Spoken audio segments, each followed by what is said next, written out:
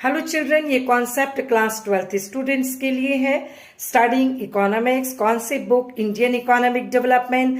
कौन सा चैप्टर बच्चों? Rural development. रूरल डेवलपमेंट में कौन सा टॉपिक बच्चों? That is diversification of agriculture.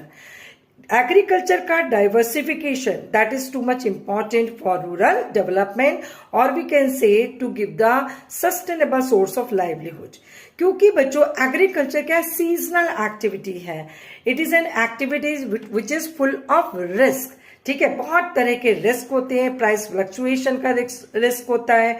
Nature अगर क्लाइमेट का कंडीशन फेवरेबल नहीं होगी तभी भी रिस्क होता है। तो अगर ऐसी एक्टिविटी में farmers only exclusively will depend on farming only, ठीक है, for their source of livelihood, so it's not a here correct decision of the farmers. उनको कुछ साइड में भी बिजनेस करना चाहिए जो उनको continuous sustainable source of livelihood देता रहे। तो पहला रीजन क्यों क्या हो गया बच्चों कि एग्रीकल्चर कैसी एक्टिविटी है? Seasonal activity full of risk और depending exclusively on agriculture is not the wise decision for the farmers.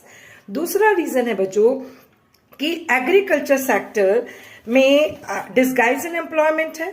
ठीक है, और डिस्गाइज इन एम्प्लॉयमेंट से लोगों की इनकम कम है और लोग क्या है, फार्मर्स क्या है, पुअर है। तो अब इस प्रॉब्लम को कैसे सॉल्व कर सकते हैं?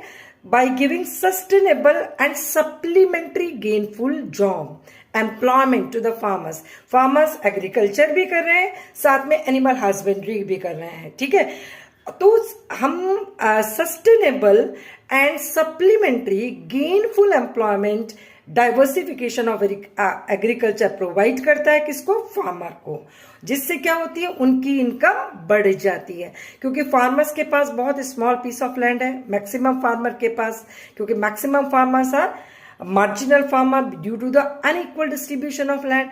तो उनकी इनफ बच्चों उनकी फैमिली के लिए इनफ नहीं होती है।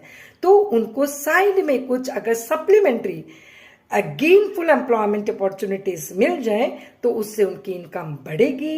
इनकम बढ़ेगी तो पॉवर्टी दूर होगी। It is very much important for rural development. Thank you.